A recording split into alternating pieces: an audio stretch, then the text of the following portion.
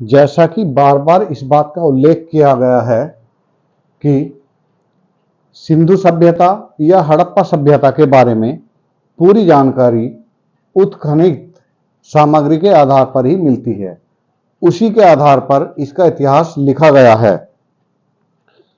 तो ऐसे में परीक्षाओं में भी अक्सर ऐसे ही प्रश्न पूछे जाते हैं कि किस स्थान से कौन सी वस्तु प्राप्त हुई है या ये वस्तु किस स्थान से प्राप्त हुई है।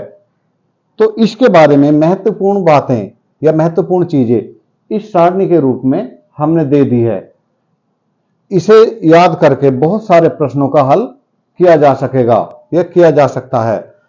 जैसे कि हड़प्पा जो स्थल है जहां से इस सभ्यता की खोज की शुरुआत हुई थी, वहां से R37 समाधि मिलती है, श्रमिक बस्ती मिलती है, लकड़ी का हल, मछुआरे का चित्र मिलता है मोहर पर। फिर मोहनजोदड़ो जो उत्खनन के मामले में सबसे महत्वपूर्ण स्थल माना जाता है और इस सभ्यता का सबसे बड़ा नगर माना जाता है, वहां से कांस्य नर्तकी की मूर्ति मिलती है, स्नानागार मिलता है, सीप का पैमाना, लाल पत्थर की पुरोहित की मूर्ति, मोर पर नाव का चित्र मिलता है और सूती कपड़े के अवशेष प्राप्त होते हैं। इसी प्रकार कालीबंगा जिसका अर्थ होता है काले रंग की चूड़ियों वाला स्थान, वहां से जुते हुए खेत के अवशेष मिलते हैं जो प्राक हड़प्पा सभ्यता के काल के हैं। हवन कुंड मिलते हैं, युगल समाधि प्राप्त होती है, अलंकृत फर्श मिलता है और नक्काशीदार ईंटों की प्राप्ति भी यहीं से होती है। इसके अलावा खाना पकाने का तंदूर यानी कि चूल्हे का अवशेष भी यहां से प्राप्त होता है। इसके बाद सुरकोटडा का स्थान आता है, यहां पे घोड़े के अवशेष मिलते हैं, ऊपरी और निचले दोनों शहर किलाबंद हैं। चनुहुदड़ो यहां से मन के बनाने का कारखाना मिलता है, दवाई मिली है और शमशान के अवशेष मिले हैं। लोथल से गोदीबाड़ा, युगल समाधियां, चक्की के पाट, चावल, मेसोपोटामिया की मोहर, घोड़े की मरण मूर्तियां और फारस की मुद्रा यहां से प्राप्त होती है।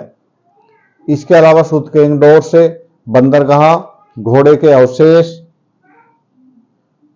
बेबीलोन के साथ जो व्यापार होता था उसके संकेत यहां से मिलते हैं। इसके अलावा कोटदीजी संस्कृति, कोटदीजी से संस्कृति के 16 स्तर प्राप्त होते हैं और चाक निर्मित बर्तन यहां से प्राप्त होते हैं। ये यहां की विशेषता थी। बनवाली, बनवाली से जौ और चावल के अवशेष प्राप्त होते हैं और मिट्टी के हल का खिलौना मिला है यहां से। रूपनगर से कुत्ते के अवशेष प्राप्त होते हैं। आमरी से जल महिषी के प्रमाण मिलते हैं और भारतीय गैंडे का प्रमाण भी यहां से मिलता है।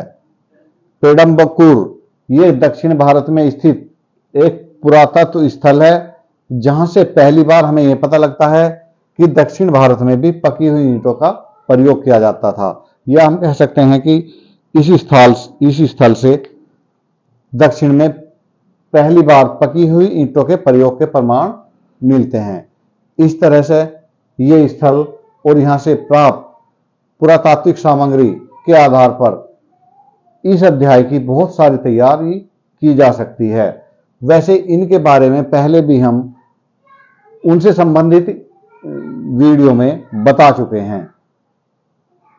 कृपया हमारी वीडियो को लाइक करें, कमेंट करें और सब्सक्राइब करें। धन्यवाद।